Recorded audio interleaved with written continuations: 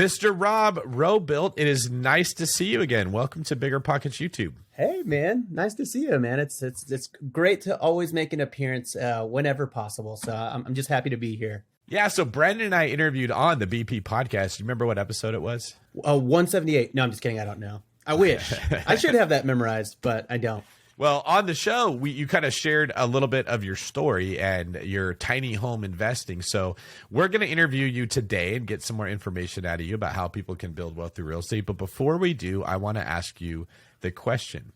What do you feel like you do best in the business? You know, for me, I feel like I really try to capitalize on the mindset of be the top 10% of whatever market you're in. And that really that's my mindset when I go into a tiny space or a unique space or an Airbnb is how can I be amongst the best people in the market? Because for me, when I'm in that top 10% bracket for kind of quality and experience, then I just feel like I'll be able to supersede overall market conditions. And that's something that really came true for me during the pandemic and COVID and everything like that. Like I had such a great listing and I was so scared for my business at that time, but because I had a pretty cute little tiny house croissant, I actually ended up making it okay. And I was like I said, I was very scared at first, but ultimately it ended up being the best year of my real estate career. I really like what you said. I think that that's just something that we should double down on, that real estate, like many things in life, do not work well when they're an escape from something that you're not good at. So if you are not doing a good job at work, you're not focused, you're not skilled, you're not doing a good job for your employer, jumping into real estate will not solve all of your problems. You will be the same person in this environment and have the same struggles. But what you mentioned is really the pursuit of excellence. Is I wanted to be the best in my space. I wanted to do what I do at a really high level. And honestly, with an attitude like that, like it doesn't matter what you get into, you're going to do really well. For me, tiny homes have always been a passion. You only have 300 square feet to wow someone, so you don't have much time to razzle dazzle them. So I try to make those 300 square feet feel as big as possible from an experience standpoint. Let's move into the hot seat where I'm going to throw questions at you for around 5 minutes or so.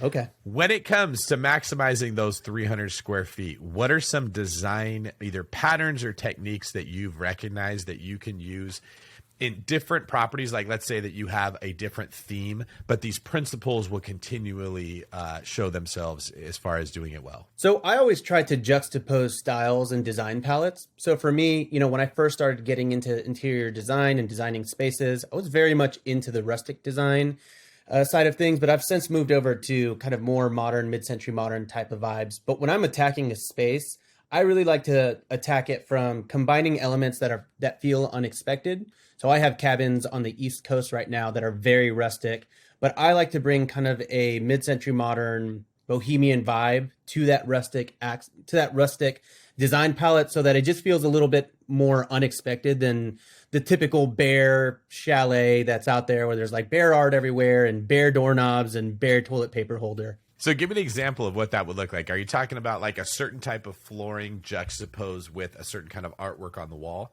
Yeah, a lot of the times, I like to have themed spaces very often, but I'm very, very particular about how I choose my art. And I'm definitely never buying art out like in the, like Ross, Target, IKEA, anything like that. I'm always trying to source that locally, or there's a website that I go to often where you can download, high-res prints. And I will go and I will just find like the most kind of unique type of art and put that into my house. So if it is like a lot of the times, if it's like a super rustic cabin, one thing that we did is we actually took the blueprints of that cabin and we framed them up and we put that in the house. And that really kind of showed a lot of those original characters. So for me, I think it's just about kind of coming at it a different way because, in the cabins that I have, like it's all built out of logs. There's so much log in there that for me, I'm always trying to like mix and match different material templates. So I try to do no wood in my furniture palettes because it's just like, otherwise you got like walnut on pine, on ipe, on Brazilian walnut, and it just becomes too much, man. So for me, I like try to attack it from just kind of mixing and matching a little bit more than the typical person would. I can kind of see that reflected in your hairstyle. So you got a guy like me, which is just all one thing, right? And then you got the same foundation, but now you've added a pillar to it that I don't have. Well, that's right, man. It's like high and tight meets the coif, So it's like party and business in the front, but I can keep it serious on the sides if I need to. Yeah, that I can totally see your design style reflecting itself in many different ways. Okay, so when it comes, what website was that you used? Do you mind sharing that? Yeah, juniperprintshop.com. They've got thousands of just unique prints, and you can actually use my promo code. No, I'm just kidding. Really good group of people. I use that for all of my Airbnbs. I've probably used them like 50 times at this point. Awesome. So juniperprintshop.com. Now, is there any differences stylistically when designing a tiny home short-term rental versus a traditional sized home short-term rental? Yeah, for sure. I mean, you have to maximize space. So, when you're living in a place versus just staying there, you have to like really think about what people are going to be super annoyed about. And so a tiny house, for example, if you're there with 2 or 3 or 4 people, the space is so small that it's very easy to like butt elbows with everybody and feel crammed. So for me, like when I'm designing a tiny house, knowing that it's going to be a short-term rental, I don't want people to be frustrated that they're in a tiny house. I want people to be wowed. So I tend to splurge a lot in my kitchen and my bathroom areas. If you go into my tiny house, it's a full-on kitchen. Like the kitchen in my tiny house is as big as a lot of the kitchens of the full-size homes that I own, because I find that that's kind of like the home base, right? That's where everyone's cooking meals, they're gathering, they're eating food, they're breaking bread. So I tend to splurge in those communal areas just a little bit more. Whereas a sleeping area, I might keep very small because you're just going to sleep in there for 8 hours. You're going to lay down. You're not going to be doing gymnastics or anything like that. So I really try to capitalize on those gathering areas and make them as big as possible, given that it is like a tiny footprint. It's funny. I was just thinking today about how I stayed in Long Beach last weekend for an event I put together in Southern California. And when I walked into my hotel, it looked like it was condos that had been converted to be in a hotel. I was really impressed with the way they took a small space and made it feel like several different spaces inside of that little tiny hotel room. So you walk in and to the immediate left, there was like a workstation with a computer chair and a computer. And then in the middle of the room, they had a couch facing the wall with a TV that was on a stand. And then on the other side of that was actual bed, which was in the same room. There was no door, but it just felt like a completely different area. And then it had 2 different nightstands on each end that had stuff on them. And then that's before you even get into the kitchen and the dining room. It was such a small space, but I was envious of how they made it feel like separate compartments. I don't know if this is a fair question to ask you, but can you share anything for people like me that are not strong with design or aesthetics with how we can learn to look at the space we have and create several smaller spaces that make the space feel bigger than it is? Totally, man. Well, first of all, that is a fair question. Second of all, when I'm designing a space, I'm all about maximizing like how comfortable someone actually feels in it. So even if a living room is very small, I will still get like a regular sized couch, for example, if that couch is super, super comfortable. The problem with tiny spaces is that whenever you're buying tiny furniture, it's not typically comfortable. And so if you feel uncomfortable in a tiny space, you're going to feel like it's a tiny space. Whereas for me, I really splurge on like very quality furniture that someone can sit in and they're like, oh, this is like a regular sized table. And it's because it is. Like, I'm not trying to buy tiny stuff for tiny sake, because the moment you do that, you feel like you're in a dollhouse. I want people to walk into my space and feel like it's a real house that just happens to be small. So for me, I think it's about splurging on bigger items. Like, for example, I now put like queen size, even up to king size in certain spaces that are very small. And that might make it feel small, but when you're sleeping in there, you're like significantly happier. So I think it's also not just like the time that you're actually there, but you want your memory of it to be pretty fun. And like, I was comfortable in that space, and you want the memory to feel like it was bigger as well. So that's as good as I can answer that concisely, I think.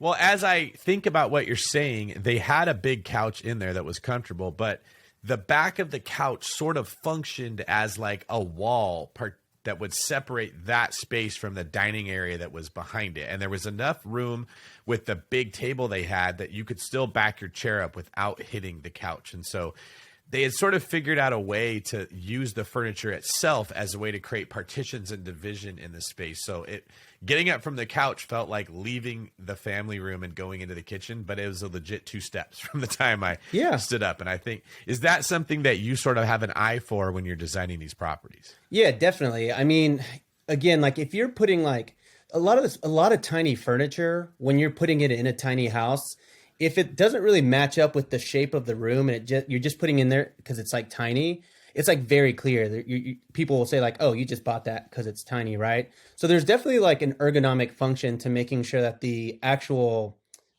couch, for example, or whatever furniture actually fits like the shape of the house. I don't know if that makes 100% sense. It did when I was like thinking of this answer, but effectively ergonomics are like super important and like the flow and like making sure that you're not blocking passageways, for example. Like, you know, Right. if you have like a amount of space between your couch and your wall, you don't want anyone to ever like hit their knee on the corner of the wall or on your cabinets or Right. anything like that. So for me, it's all about keeping the flow as open and flowy as possible. Yeah, it sounds like you're like take your Tetris skills into this tiny house, and then you can take all these blocks, and if you're using them efficiently, they don't take up that much space. Where you get in trouble in Tetris is where you have all these spaces in between these blocks that make them not work. That's the best analogy I can come up with. And if you're like going super fast in Tetris, you just start stacking it until you look at the final picture and you're like, there's a lot of space in here. Tiny houses are all about taking as much time as you can to fit those pieces together. And I'll often return furniture after I've like bought it and shipped it to my house and restage the place if it doesn't feel right for me. That is really, really good. I like that. Take your time in the beginning and go really slow to put it together. Okay, so getting out of the hot seat here, I want to ask you, what is a real estate nightmare story you have, and what did you learn from it?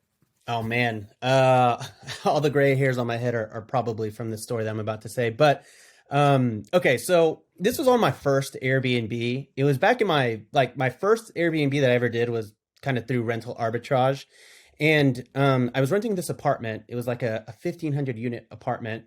And this mom and her daughter came, they stayed at my place and they're like, hey, we checked in. Everything looks great. We're going to go get dinner. And I was like, awesome.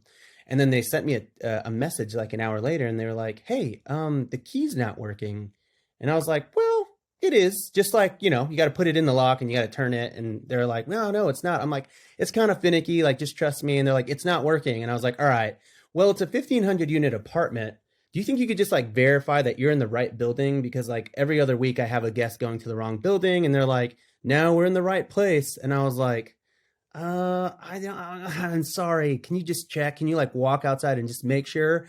And so we were doing this for like 30 minutes because I didn't want to go there because it's like, you know, 15 minutes away. And I knew that they were wrong. Well, turns out I was wrong. So I was like, oh, fine. So after like 45 minutes, I go and they're there and I'm like, oh man, they're right. The key's not working. And I was like, I am so sorry. At this point, it's probably like, it's been an hour since we communicated and, you know, it's probably around like 10 o'clock. And so they're like, you know, is there anything you can do? And I was like, yeah, let me call the maintenance people. And so I called the apartment and I'm like, hey, I've got guests. They're locked out. Is it cool if I call do you have a maintenance guy or can I call a locksmith? And they're like, do not call a locksmith. We have a maintenance, crew on staff for this exact reason. And I was like, okay, all right, cool. Can you patch me in? And they're like, yeah. So they patched me into the maintenance crew and it's this guy and you just hear this like loud mariachi music in the background. And he's like, yeah, hello. And I'm like, what's up? And I was like, I'm locked out. Can you come help? He's like, oh man, I'm at a party right now, man. Like, it's going to be like an hour before we're done. And I was like, well, do you have like another maintenance guy? I know that there's like 10 of you that work here, whatever. And he was like, oh man, they're all at the wedding with me. And I was like, oh man, all right. Okay, we'll just wait here. And so we're waiting there. And like the mom is like, she's like starting to get a little worried. She's like, hey, it's 11 o'clock now. Like, I just want to I'm starting to get worried about my stuff. And I was like, hey, I'm here with you. We're at the door. Like no one's breaking in. Obviously, like it's fine. We're protecting your place. Don't worry.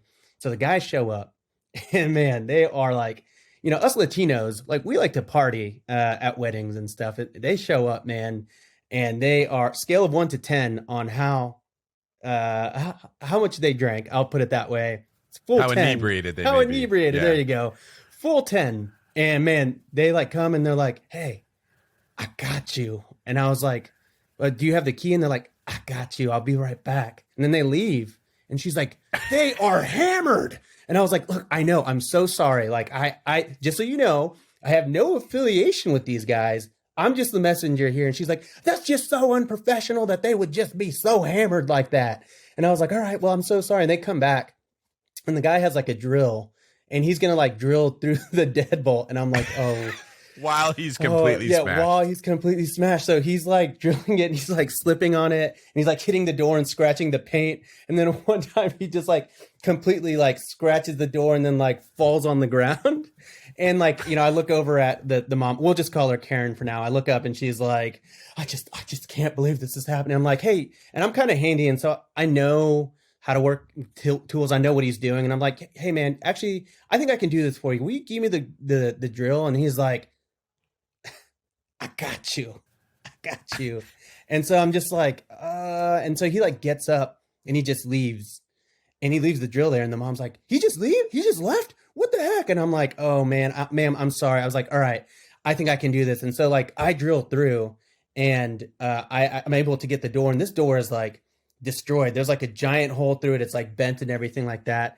And she gets her stuff and like she leaves. And needless to say, that was like one of my first guests, and she left me a pretty bad review. And so the guy comes back and he's like, oh, I didn't realize that I forgot that I like fixed the door. And I was like, you didn't, you were inebriated, So yeah, man, that is the joys of Airbnb right there. That's like, it's like 1 out of 100 stories of times like that's happened to me. I think when you write your book on tiny homes, there needs to be a chapter titled, I Got You.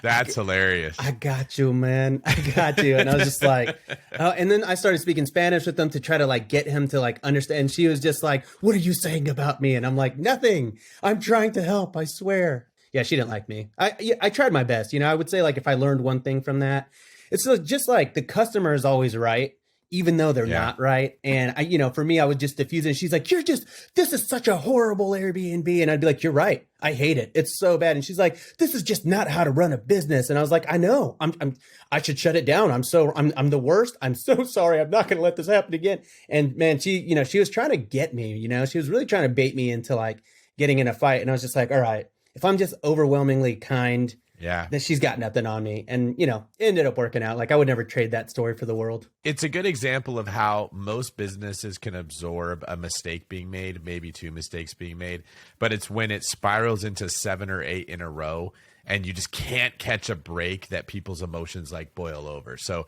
I tell that to people on my team, like, hey, if we make a mistake with a client, we send them the wrong house, or we do, it's usually okay. But if the agent screws up, and then the lender screws up, and then the property manager screws up, and then the broker, and then the transaction coordinator, it all goes wrong, it gives the impression that we have no idea what we're doing. So you really want to, like, in those situations, try to limit it to the first problem. So I'm sure after that you went back to the company and we're like, look, we need to talk about these maintenance people you say you got on staff. I think I need to find a locksmith. That's very funny.